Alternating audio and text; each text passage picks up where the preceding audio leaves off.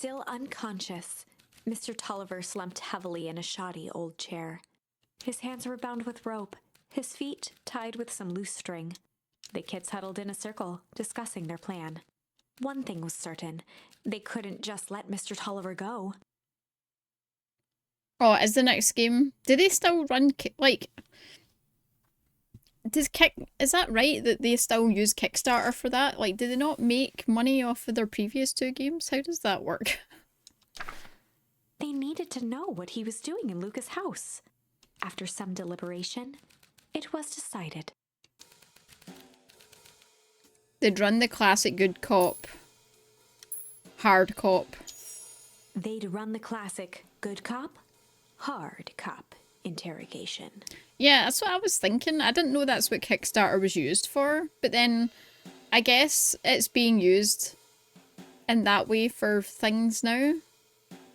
Like the whole Brandon Sanderson thing as well, like using it.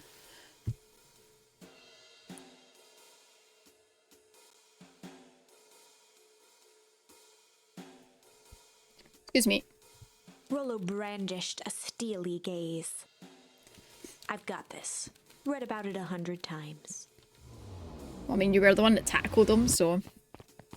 Rollo swaggered past the chair which propped up the slumping Hiram Tolliver. Without even looking at his captive, he began with a long, blustery drawl. Well, well, well, Mr. Tolliver.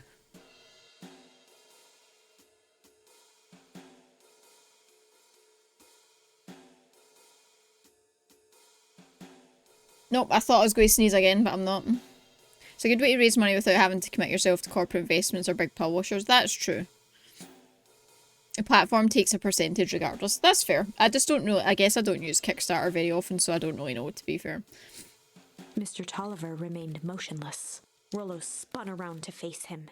He'd clearly expected to rouse Mr. Tolliver with his booming voice. Mr. Tolliver? Beck and Luca gave each other an unsure glance. Rollo slammed his fist on the table. I said, Mr. Tolliver! He grabbed the table lamp and beamed it onto the unconscious face. Mr. Tolliver groaned and slowly lifted his head. He recoiled with a muddled, weary squint. What in the world? Wobbled as he attempted to straighten up. Can I just say, right, I have a weird thing. See his colour of top? Like his waistcoat, not his shirt. I really like that colour. Like, that's the colour just specifically of the Spy Family manga series. I know nothing about that manga series. I don't even read manga, but I really always want to buy them just because they are all that colour. And my daughter thinks that is insane. That I don't do it. I don't buy them. Yeah. I don't know what it is about that colour of green. Yeah, sage green. Yeah.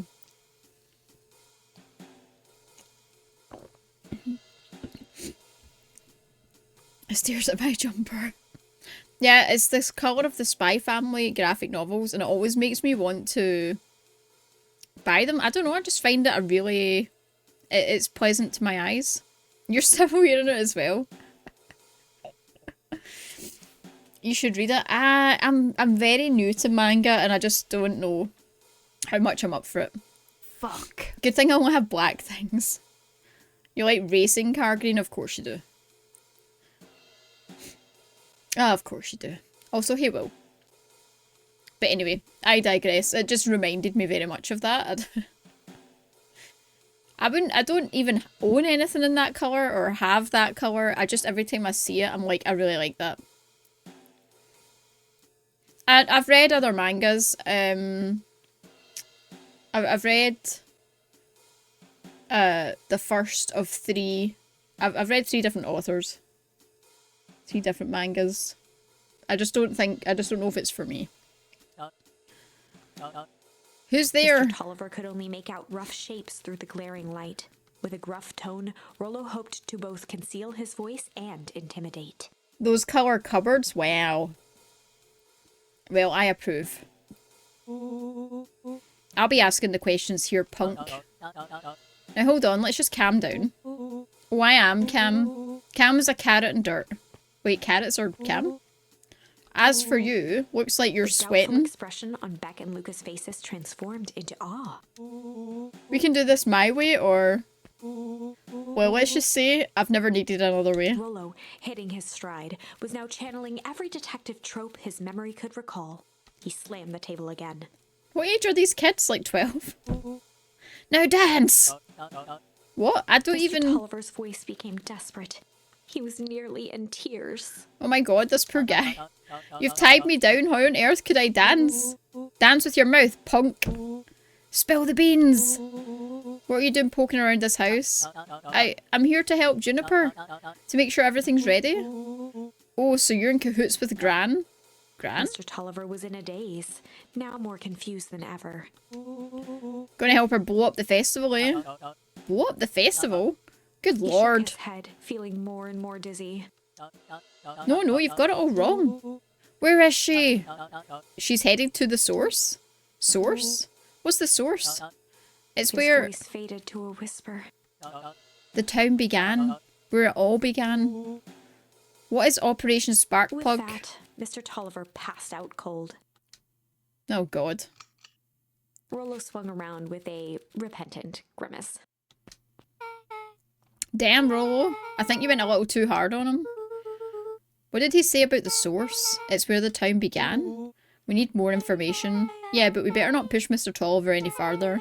Is there anyone else who might know more? What about the History Museum? It just got set up for the festival. Nah, that tent was put up by the Valentines. Everything they do is just a bunch of fluff to glorify themselves. Is there anything more reliable? The library? Is there any information about the source thing? Cato can help us. Let's go get some answers. Did we untie that guy, or is he just stuck in a basement tied up? It's a dang nice library. Thanks, we work hard. Aren't you a little too adorable to be a librarian? Wow. Oh, Cato hung out here so much, eventually they gave him a set of keys. I just keep an eye on the place, Miss Novak sometimes. They got you working for free? It's quiet and I get access to all the books I can read. What more could a person want? Fair enough. What can I do? We need a favour. I already told you in Rollo, I can't put you any higher on the waitlist for the next Tank Atomic. And if you're here with more candy, I'll have you know I can't be bought. Call it a personal code of conscience. Actually, we're looking to do some research. Now you're speaking my language. What are you looking for? That's the thing, we sort of don't know. What do you got on the history of the town? There's the county record archives. What's in those? Births, deaths, newspaper clippings, stuff like that. Pretty boring. But they do go all the way back to when the town was founded. Great, we'll start there. Chapter 8. 6 feet under, 3 towns over. The kids spent the rest of the afternoon combing through dusty piles of old county records, desperately searching for anything that could help them make sense of Mr. Tolliver's cryptic utterance. Luca tried to shake the thought of Gran's basement, but his focus wavered. Explosives, messages hidden in jam, dossiers on various town figures, and a corkboard threaded with photos. I like the word dossier. I don't know why. Gran was the only family he had left. He still couldn't bring himself to believe the worst. But the old map with the symbol of explosives in town square made that difficult. As the sun began to set, the kids were no closer to the truth. If I have to read any more records, my eyeballs are going to pop. We have to keep digging. If I dig another word, I'm going to end up in one of the asinine death records. Rollo Cotter lived a full and wonderful life till he read so much boring crud that his brain oozed out of his Rollo ears. shut his book with an assertive nod. If you've got a better idea, spit it out. You sound like my sister. Keep pushing your luck, pal. And it won't be boring county records that kill you. I'll put you in the obituaries myself. Rollo muttered under his breath. Damn. You're a county record. Really, that's the best you've got. When I'm done with you, you'll be the footnote in history. Just like... Slammed her finger down on the open page before glancing down to read. J. Hartford here. I'd love to see you try. Hey. We're all a little tired here. Let's just take a minute. Something tickled the back of Luca's mind. Wait, what was that name? In the obit, J. Hartford. From Brookville Tribune 8 years ago. That can't be right. J. Hartford? That's my grand's name, Juniper Hartford. Maybe there were two? Mrs. Hartford is survived by her young daughter E. Hartford. My mum's name is Eleanor. Okay, this is getting creepy.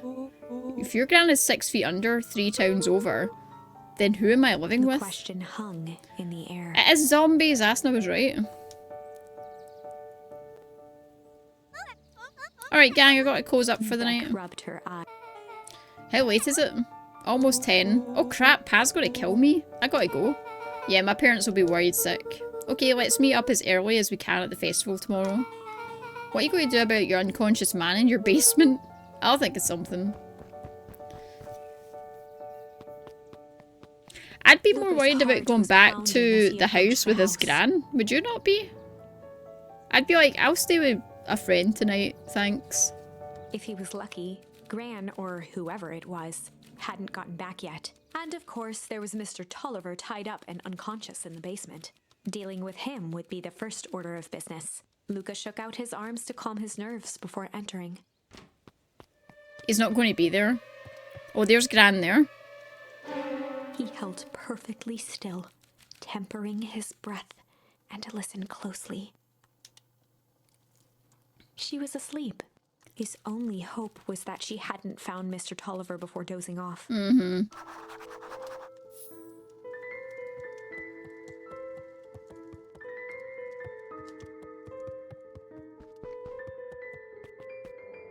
Yeah, he's gone. Knew that. And then Gran's going to appear. Oh Mr. no. Tolliver was nowhere to be seen. Maybe he woke up, escaped from his bindings and left without a trace? Maybe Gran knew everything. That's more likely. Luca's hungry stomach groaned. Not realizing it, he'd gone the entire day without eating. I can figure this out. Just need a little brain food. Luca rushed over to the pile of jam jars, unscrewed one, and shoveled a handful into his mouth. I don't know if I would do that. I'm afraid your jam delivery will be delayed. He flipped the lid to read the label. Mr. Nuncreed, hee hee. Okay, now I can think. So if Gran knows we tied up Mr. Tolliver, I'm screwed. If she doesn't know, then I'd play it cool. I guess the only option is to go to bed and act as if nothing is wrong. Gran will think Mr. Tolliver finished what he was sent to do and then left when he was done. Yeah. Oh, I can still punch it. That seems like a poor decision. I know, it's almost like this child is just left unattended with no adult supervision.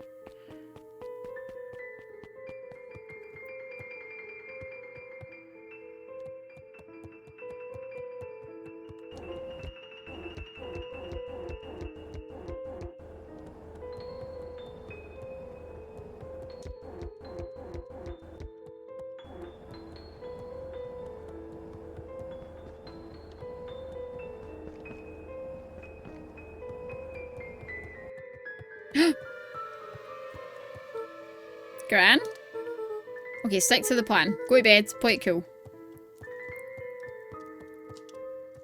As Luca climbed the final stair, the emotion of the day dragged heavily on him. With each consecutive step, his legs weakened. His stride began to falter. Uh-oh. He tried to grab for the railing to steady himself. He's been drugged by the jam. Something was wrong. Come on, legs. Just a few more steps. Luca groaned and tried to move. Did you just leave the fridge door open? Yeah, it's a freezer box, and Gran moaned at me the first time I did it, so I do it because she's an evil zombie. His limbs might as well have been bolted to the ground. Through numb lips, he mumbled just before falling asleep. The germ.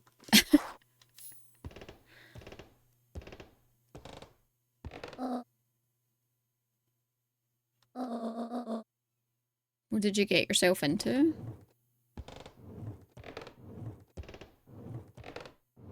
Is that the guy that works in the shop? Mr. Nuncreed?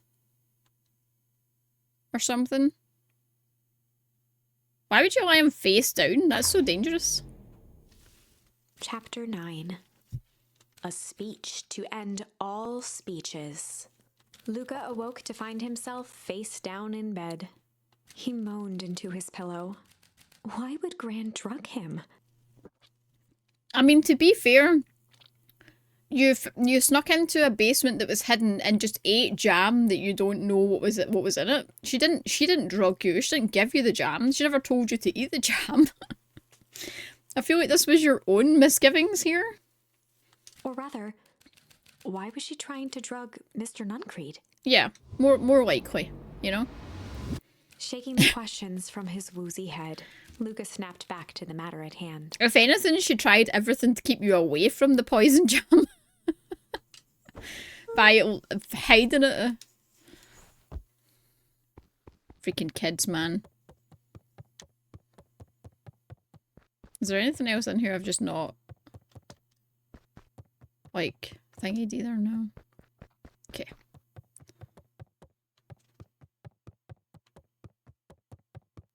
Still can't do anything with the doors. Okay.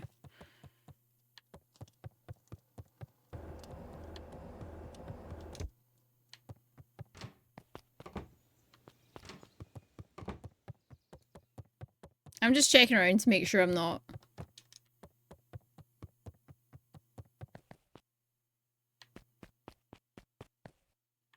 missing anything.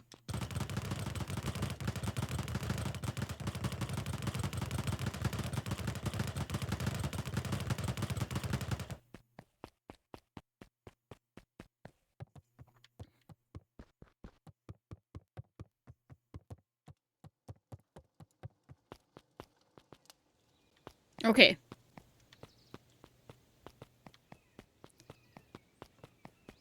Oh, he's still got his little hat on. Where have you been? Gran put something in the jam. Yeah, we know. Secret messages for secret conspirators. Also, yeah, how did my friend not pass out when he... Maybe he only licked his fingers. Did he maybe not get enough of it? The one in oh, maybe the... So just the one jar? Oh. Sly devil. I think she's trying to remove him from the equation. He might be in danger. Have you found anything? We looked around but haven't seen anything odd. Your Gran is nowhere to be found, but Mr. Nuncreed is just loafing around waiting for the speech. What speech? Mayor Gus just got up on the podium. Everyone is gathering at the stage. Let's get moving. +3 constitution check, so it didn't affect him. Got Augustus Valentine nervously wiped his brow. Him. Is this thing... hello Bacon Pines. I'm Augustus Valentine, your mayor, and... I suppose you already know that. Oh yes, before we get started, I just wanted to take a moment to recognise someone who couldn't be here today. This town wouldn't be where it is today without my father, Sharper Valentine, so I thought we would begin with a round of applause befitting such a great man. I feel like no one's clapping. Even that's more than the old codger deserved. Gus cleared his throat and awkwardly loosened his tie. Right, where was I? William Kerr bounded on the stage with the energy of a preacher at a big tent revival. Gus Valentine, everyone. He gave Gus a hearty slap on the back and motioned him off the stage. Let's hear it for our mayor. What a great turnout. Oh heck, I didn't prepare anything. But I suppose I could say a few words. Would be a shame to waste such a beautiful podium. Mr. Kerr pulled a thick stack of note cards Hey, Omni. out from his vest. Community, conviction, commitment. These are the things we celebrate at perennial harvests. For us, these are the pillars of the bridge to a better tomorrow. But I think it's time to add a new pillar. Change. Change is a powerful thing. It's inexorable, unavoidable, and undeniable. And I am dadgum thankful for it. Dadgum. Change is the reason we're all together today. It's hard for me to believe that it was only 4 years ago when fate brought me here. A simple business trip which brought me to a small town which would change my life forever. Mr. Kerr took a moment to survey the crowd. You know what? He wiped away a single tear. Oh god. From the second I set foot in Beacon Pines, something about this place has held me captive. I think quite literally. You see, change represents opportunity. It represents potential. It was change that helped me recognise the potential of this place. To see that the people of this town, despite suffering great loss, still held on to the things that made them special. He thumped the podium to emphasize each word. Community, conviction, commitment, change. Mr. Kerr nodded confidently, biting his lip. The crowd was silent, in rapt attention. Fate made a perfect match that day. Nothing is more important to you all than community. The perennial harvest is a community first and Mr. foremost. Kerr methodically made eye contact with each section of the crowd. Oh God. The only way you made it through the full harvest was an unshakable conviction. A conviction that a better tomorrow was just over the horizon. Perennial Harvest was founded on that conviction, and we are that horizon. This festival is a symbol of our commitment to each other. His voice began to build to a crescendo. We now walk hand in hand into a future we will shape together.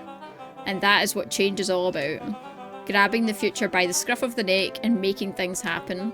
Change is a choice. I am tickled pink that we will all be making that choice together. How great is that? Just imagine what we can accomplish. What was that? The crowd began to look around nervously. Don't worry, a little thunder isn't going to ruin this day. Wait, he didn't smile for a second there. Everyone remain calm. Mr. Kerr quickly flicked through his note cards. Where was I? Through all my travels, I have learned one true thing. One always reaps what they sow. We have all planted a lot of good in this town, and so it is with a happy heart I can proclaim. Raised his hands up to the heavens. Our harvest awaits! Ow. I don't like him, no. At that moment, a merciless wall of impossibly cold air ripped through the crowd, instantly freezing everyone and everything it touched. Again? For a man like William Kerr, this was a fitting way for things to end. On a stage, with an entire town frozen in rapt attention for the rest of time. Didn't expect that. Yeah, definitely not. There's that ice again! Whenever I think we're getting close, it comes along and ruins everything! Maybe we should just quit? Maybe you should just close the book, walk away, and never think of me again. I think you're being very dramatic. No, I don't mean that. We got a little closer this time. We just need to try again. Please. Okay, so we can do a couple more choices there. Over on this branch, there is one more that I can choose as well. So let's go over there just for a different bit of story.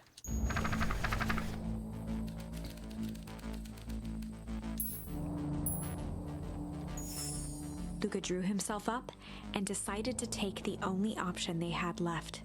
Flight. He squinted down the barrel of the mission control defense cannon, aiming it through an opening in the dense tree branches.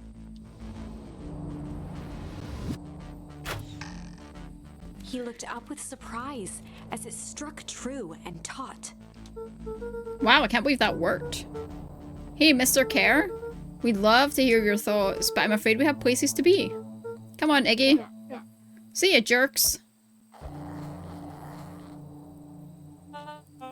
Fine, we know where that leads them. This way, we'll take the tunnels. Luca and Iggy winced as they sprinted through the thicket. The branches clawed at them, reluctant to give passage. After what felt like a marathon, Luca stopped in his tracks as they reached the clearing. What the? That was all he was able to say before Iggy slammed into his back. The boys tumbled down a steep decline and crashed with a wheezing thud on a surface as hard as ice. Ready to kill everyone in this town for some loose change, a smarmy bugger. In fact, it was ice. Accurate. Chapter 5. Signs. They stood silently, catching their breath. The sky was like sapphire. Ah! Sorry, hold on. That was a really, really just intense itch on my foot there. With each breath, a plume of steam escaped from Luca's lungs. Let's keep moving. Luca pulled Iggy to his feet as they gazed across a snowy terrain. What the hell? Where are we? That was actually pretty badass. Uh-huh. I think we lost them. Are we up in the mountains? I don't think so. If anything, we went downhill. Then what's up with the Winter Wonderland? All I know is there's no going back the way we came. Let's see if we can get our bearings. Follow me. What's this? A disc of smooth metal was lightly covered in snow. 2 faint seams were visible along the surface. A manhole cover? If it is, I've never seen one like it.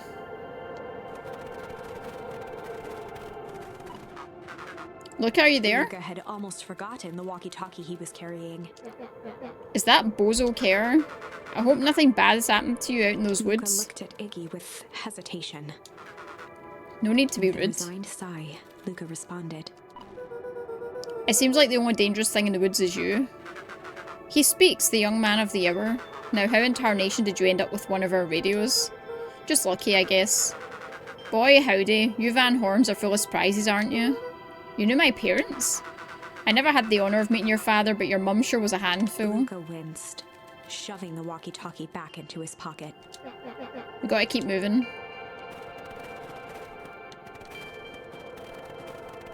Okay, it's definitely this way.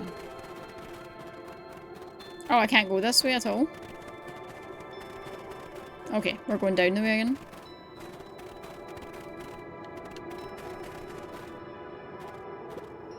What's the readout? Sitting just above 258 Kelvin. That's down a bit from last time. Should we report this? Meh, still within safe ranges. It may be spreading, but it's under control. Even a small nudge in the equilibrium could cause a cascade. Dude, relax. Just a few more sites to hit out before we can punch out. Let's get this over with. Oh, I just realised that's the sign for the town. What the fuck? What's all this? Hard to see with all this snow. I think it's a town sign. I can almost make out the letters under there. But what town could this be? There couldn't be another town this deep into Wheatwood. I'm looking at evidence to the contrary. Let's figure out what we're dealing with here. Snow's gotta go. I'll see what I can do.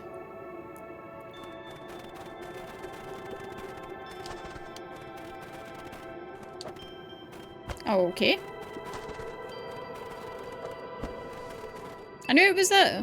What the hell? The boys stared in disbelief at the sign that now clearly read, "Welcome to Beacon Pines." Did we, like, time travel or something?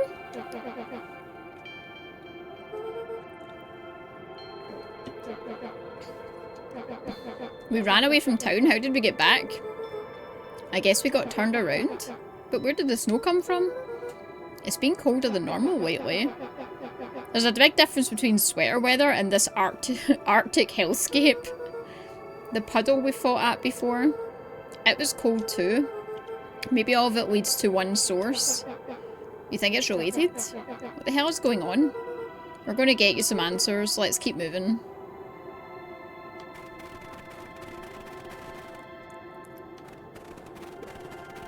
The fencing listened, each chain link encapsulated with a translucent layer of ice. Looks like the stuff they put up around Wheatwood. The stuff who put up? I don't know. This stuff look familiar. It looks like the barrel near the puddle I shoved me into. Yeah.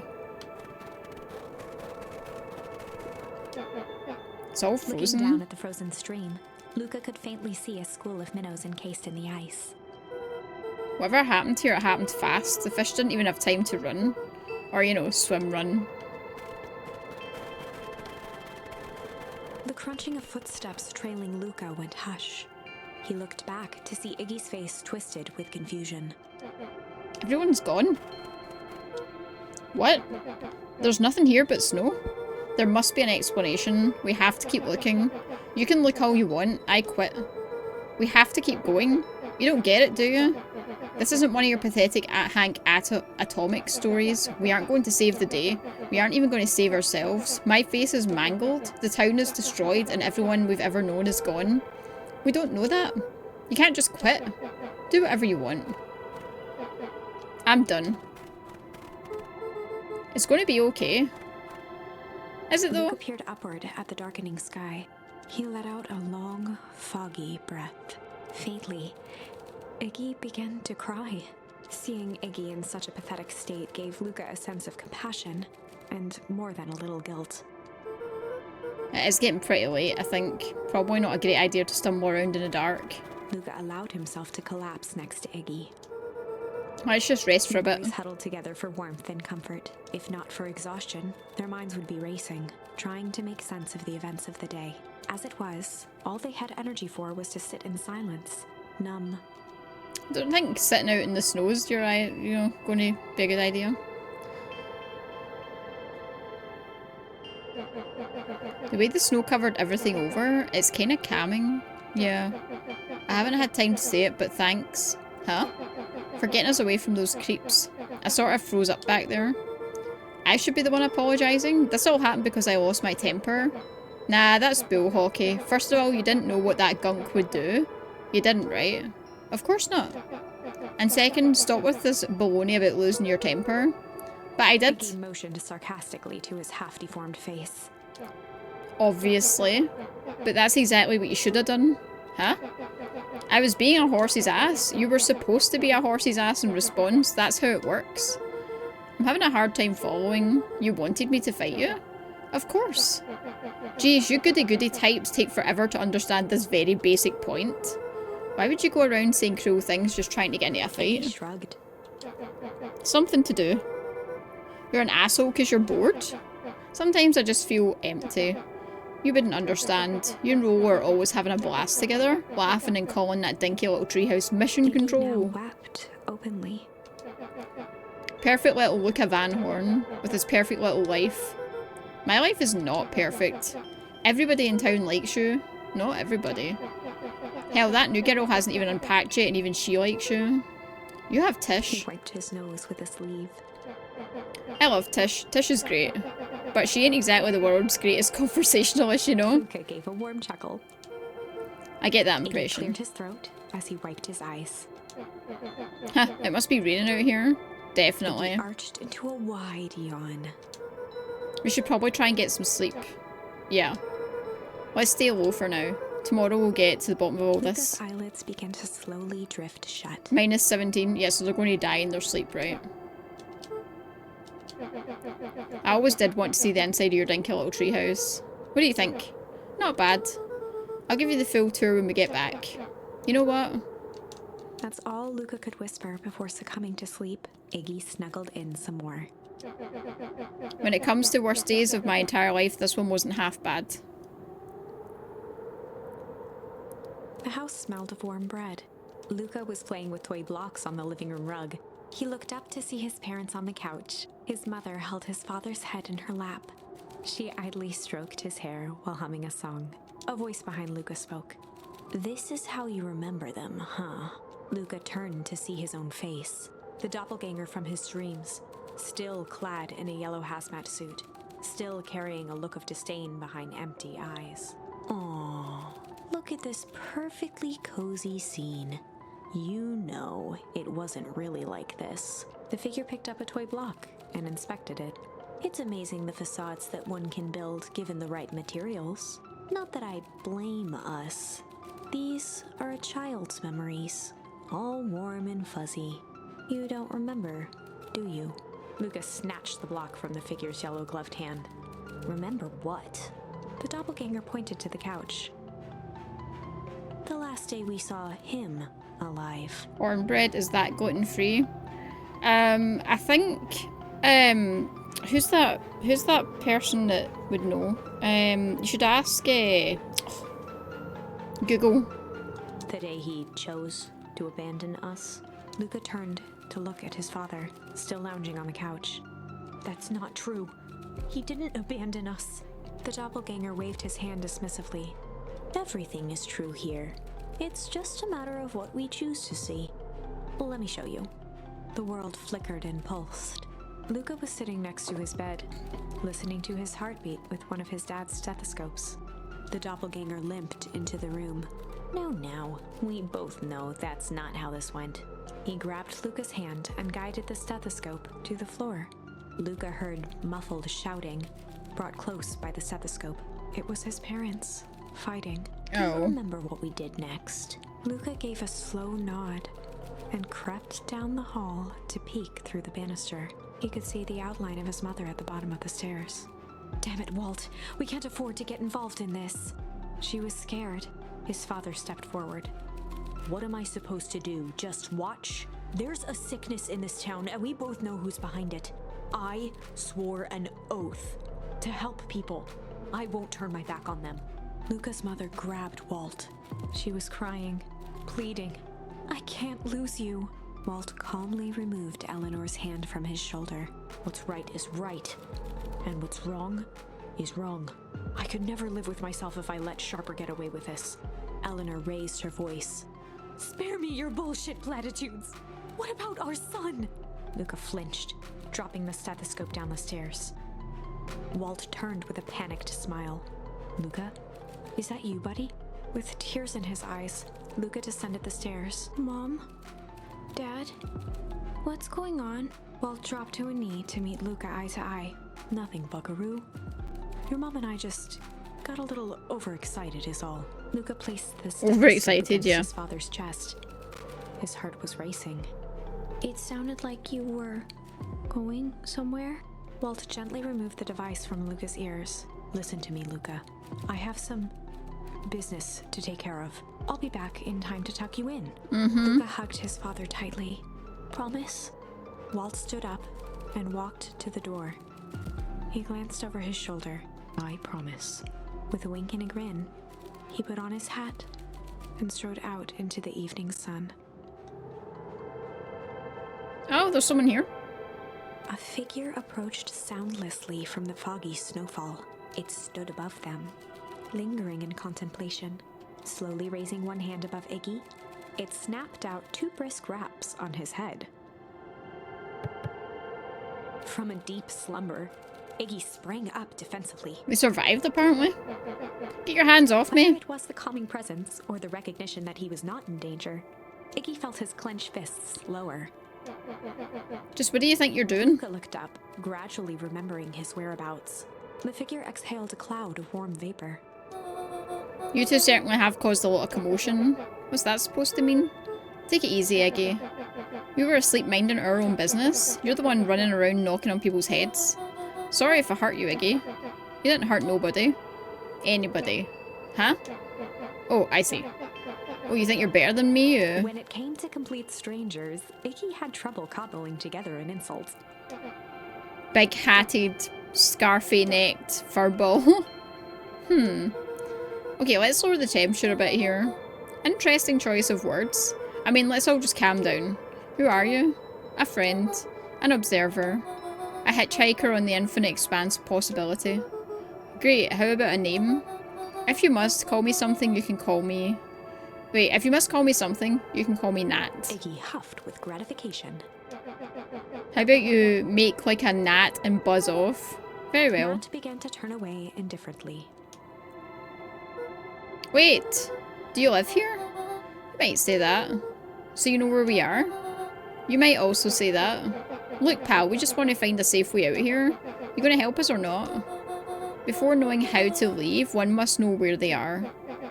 Alright, that does it. Look, I don't know about you, but I'm getting out of here one way or another. Iggy turned sharply and began to stomp off. Iggy's really annoying. Enough with the riddles. Iggy, wait up. Realizing he'd worn their patience then, Nat relented. Very well, I suppose this isn't the time for metaphors. I'll show you how to get back home. Iggy turned around with hope in their eyes. Come here. Nat took a deep breath in. Close your eyes. Nat exhaled slowly, then snapped his fingers. Okay, open them. For a brief moment, Luca and Iggy let themselves believe that some great magic was about to unfold, until they opened their eyes and found themselves in the exact same place, cold and disheartened. This is your home. This is Beacon Pines. Look, Nat, we don't know how we got here. Maybe we stumbled through some time travel gate in Weepwood, or we teleported to some alternate universe, or this is all just some cruel experiment by Kerr and his goons, but this is not our home. You're inching closer to the truth. Alas, the reality is much less fanciful. As I said, this is Beacon Pines, the original true Beacon Pines. You both grew up here, but the town you've called your home for the past several years is a replica. A remarkable achievement of engineering, to be fair, but a replica nonetheless. That's impossible. It's too much work. You'd need a whole town to replicate a whole town. Indeed, to pull off such a feat would require immense labour power. That would be that which could be moved would be moved. That which could not would require a precise duplicate. We would have noticed. Someone would have noticed. You'd think so, unless the auditing was impeccable. A mind-numbing attention to detail. As for the innumerable trivialities which complete the tapestry, well, you can leave that to the miraculous thing we call a brain. It has a real aversion to discontinuity, a revulsion even. The brain has a wonderful way of smoothing out the rough edges, keeping us sane. Oh, that's weird that this bit isn't voice acted. It's the first bit that usually is. So you're saying that someone made an entire new town and moved us all and no one noticed? Precisely. But why?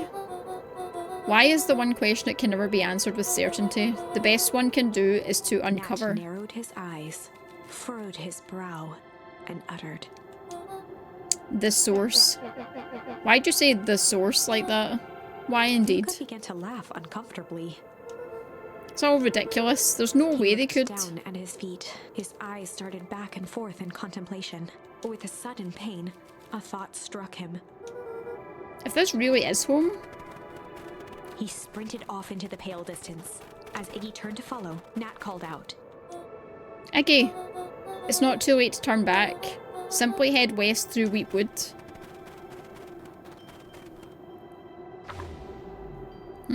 We somehow broke Chapter through the 6. Matrix. The source. Nat expressed his sympathy with a shrug and sauntered off as unassumingly as he'd arrived. He'd given Luca and Iggy what they needed, and nothing more. As Luca sprinted across the snow, the events of the past few days became clearer, pieces to a larger puzzle. Rollo said he was underground somewhere, captured. Mr. Kerr tried to cover it up with lies. The clipboards were hell-bent on capturing Iggy. It all seemed to point to perennial harvest. But right now, there was one thing that Luca needed to know. Luca stopped dead in his tracks. The tree was gone, uprooted and moved, leaving a raw gash in the earth. He dropped to his knees and dug wildly at the cold snow. His numb hands hit something hard. Oh, crap. A dry whisper escaped Luca's lips. You're here. All this time I thought I was visiting you. But you've been here alone in the snow. Dad, I'm so sorry. They ruined your favourite spot in the world. Our favourite spot in the world. Dad, what do I do? There was no reply. Just snow-covered silence. Why'd you give me the slip like that? What if I couldn't find you? You jerk. He finally noticed the tears welling in Luca's eyes and the snow-covered grave. Oh. Iggy, they stole his tree? Yikes. Suddenly, they heard the crunch of approaching footsteps in the snow. We gotta hide. 259k. Fall off distance still good. Dude, did you hear me? I said 259. Sorry. You ever think about what we did here? We saved a whole town of people. Doesn't feel like it. What about everything we left behind? That's the grave of someone with a family. The people who loved them will never know the truth. The truth is He bent down overrated. to scoop up a snowball and lobbed it playfully. Hey! Don't be such a downer, dude. We took this job to change the world. Yeah. Come on. It's almost lunchtime. Ah, look at him doing, like, slide away. So, I'm presuming the Grand's, like, pretending to be one of them to, like, find out the truth about what's going on. Or something. Here I thought I was a jerk. These dinguses are out here literally dancing on Luca graves. stuttered through heaving sobs. I thought I was visiting him. I thought he was with me. Not gonna lie, that's a bad break. Here's some Iggy gave advice. Luca a solid smack on the back of his head. Hey! Who's any of this helping? What? Sitting here in the snow crying like some pushover? Who you helping? Look what they did, they lied to everyone. Blah blah blah. Look at Van Horn, you're a lot of things, but you ain't no pushover. What did I tell you before? When some jerk comes at you, acting like a horse's ass, I should stand up for myself. Yeah. Karen has many a little band of clipboards pulled off this switcheroo for a reason, right? Nat mentioned something about a source. Luca wiped his eyes with a sleeve. Whatever's at the source must be awfully valuable. Sure would be a shame if something unfortunate were to happen to their precious source, wouldn't it? What do you have in mind? If it's small enough to steal, we snatch it. If it's too big to snatch, we smash it. And what if it's too big to smash? He flashed a mischievous smile and cracked his knuckles. It's a cute game, it's not scary, Alice, no. I'm always up for a challenge. I'm gonna make this right, Dad, I promise. Let's do this. Right, so it's this way. It can get awful cold out there in those woods, Luca. Probably best you to stay put and conserve your energy. Help's on the way. Where's Rolo? Where's my mom? Did you kill her? Oh heavens, no. Do I seem like a killer? Iggy and Luca shared a skeptical look. I mean, kinda. Well, do I? Ah, shucks. Now that hurts my feelings. Screw that guy.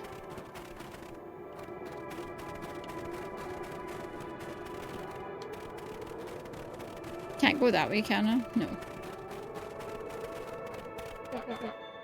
Oh yeah, I've heard of that game. You'll need to let me know if it's good. Wait a minute. Is this the original town then? That means... Iggy darted behind a large pine and began digging furiously. He emerged holding a shoebox with a crude skull painted on its lid. What's that? Long story. So a few years back I came into possession of some premium grade fireworks. Not the wimpy firecracker stuff they gave kids. The good stuff. Why did you bury it under a tree? That's the long part of the story. You and Rolo were doing chores at Rolo's chicken coop, and you guys pissed me off for some reason or another. Luca rolled his eyes with realization. No, you didn't. He stifled a chuckle. Yep. I just wanted to give you guys a little scare. But like I said, these were some primo fireworks, so I might have underestimated things. You blew up the chicken coop? I prefer to think of it as an incendiary redecoration. Sorry, but you should have seen the looks on your faces. Rolo got grounded for months, which is why I needed to stash the evidence and lay low, so I buried them under that tree. But when I came back for them later, they were gone. I figured some grown-up found them and tossed them. He triumphantly raised the shoebox. Turns out it wasn't the fireworks that got moved, it was us. Unbelievable.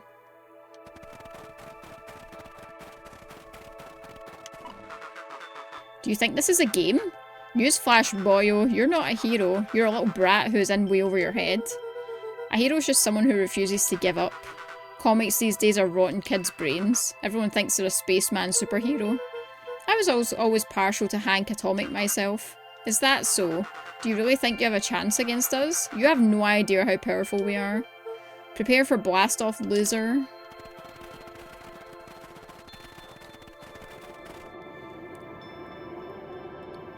Sucker for witchy potion crafting Stardew-ish games. Nice. Did he get TNT?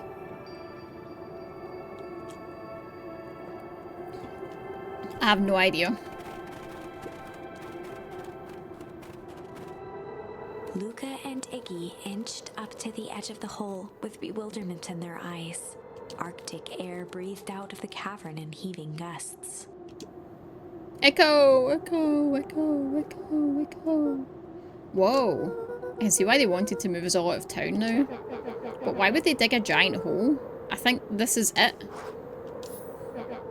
This is the source? This is a dang hole. How do we smash a hole? Oh, oh, oh. Oh.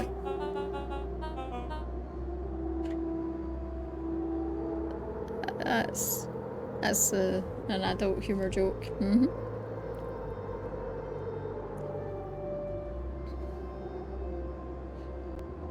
Oh, it's much more than that, my annoying little friend. Care! Where's Rolo? I wasn't lying before, he's safe. Well, safer than you two, at least. Drats, it's cold. You just had to drag me all the way out here, didn't you? Mr. Kerr gazed down the abyss in contemplation. Really is something, isn't it? What did you do to our town? What is all of this? Well, that's a doozy of a question. This is the source where they collect the unrefined, Kerr scratched the back of his head. Honestly, boys, I don't understand any of this well enough to explain it. Fact of the matter is, I'm not paid to know. What do you mean you don't know? Ain't you in charge? Oh heavens no, my role is merely to flash a winning smile and manage various complications. Like us. You are a smart boy. His face contorted into a saccharine grin. He's dressed. No, he's not. No, I don't think he was planning on being out in the snow. It really is nothing personal. Some people are destined to strive for greatness, and others are simply obstacles. Seems like you were destined to be a creepy lackey. The point is that we all play our part in life. Mine just happened to be a lead in the role of a lifetime. And you happen to be extras ready for your curtain call. We aren't giving up without a fight. Your smile's not going to be so winning after we're done with you. Now boys, there's no need for melodrama. It makes even a professional such as myself embarrassed for you. Let's change the mood a bit. Kerr snapped his fingers. Scene change. There, that's better. Deal with them. Iggy turned to Luca with a sly glance. Why are you smirking? Because I have a box full of fireworks and you don't. Iggy waved the box into the air, threatening to drop it down the hole. Stop! Let's not do something regrettable. Joke's on you, regret is one of my specialities. Out of curiosity, what would happen if I threw these in your precious hole? Just calling it a precious hole, it just is so wrong. Nothing, nothing at all. You're a terrible liar. I'll have you know, I'm an exceptional liar. That's far enough. He plucked a single bottle rocket from the box and held it up with reverence. Stop, you fool! Call off your goons. After a long pause, Shove him in the Mr. hole! Kerr flung up his hand with frustration. Very well. You can all head back for the night, it's been a long day. I'll handle these two. Mr. Kerr sighed into the frigid air. It's just us now, Iggy, you can put that down. What, like With this? a nonchalant flick, Iggy tossed the firework into the hole. Is it lit though?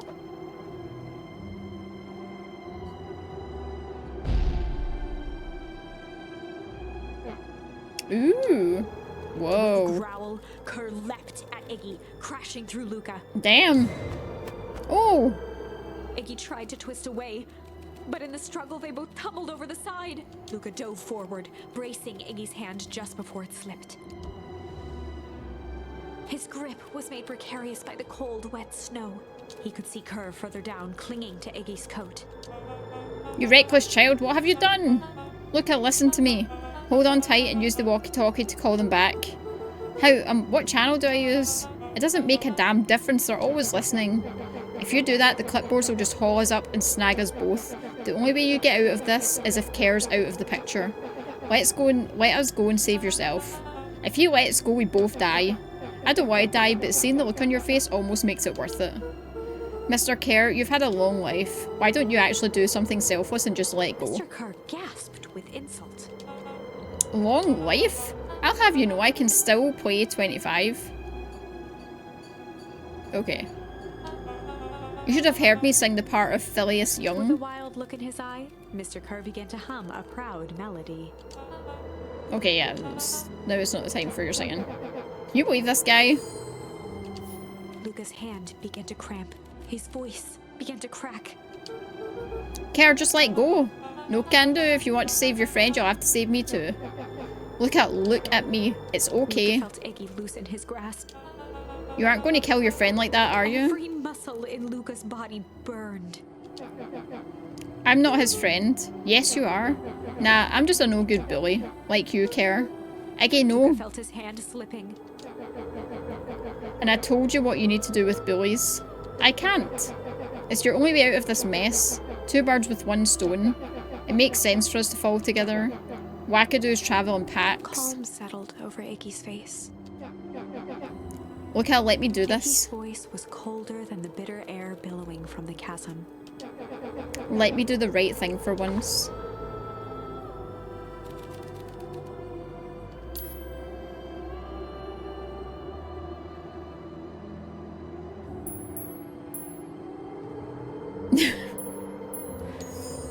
Luca had no choice I'm but gonna to let him go. accept Iggy's request.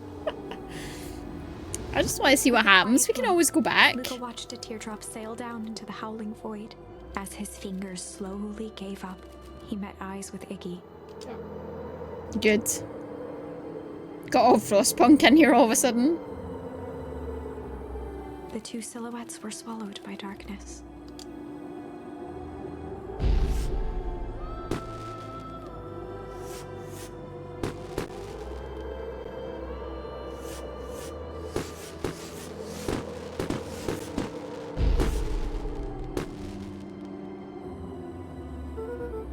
Hell of a goodbye, Iggy.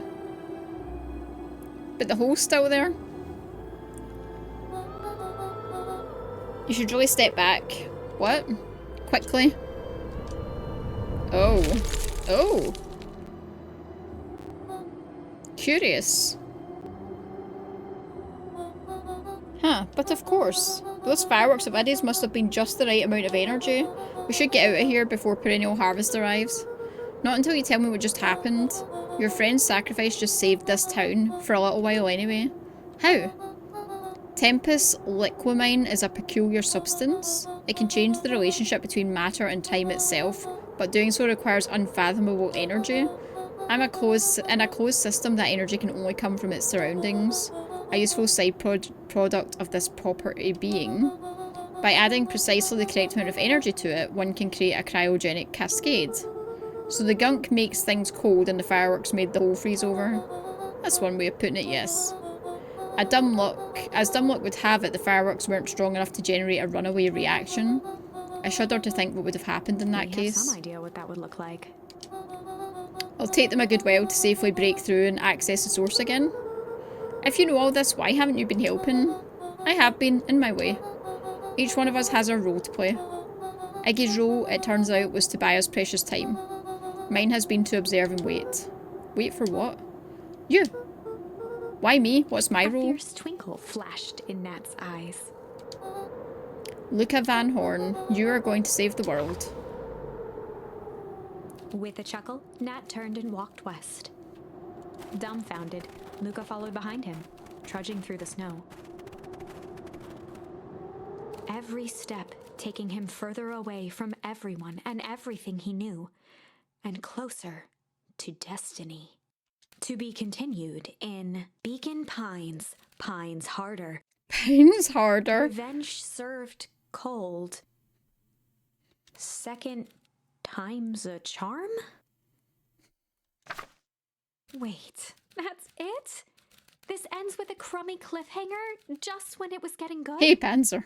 I was even starting to like Iggy. No way.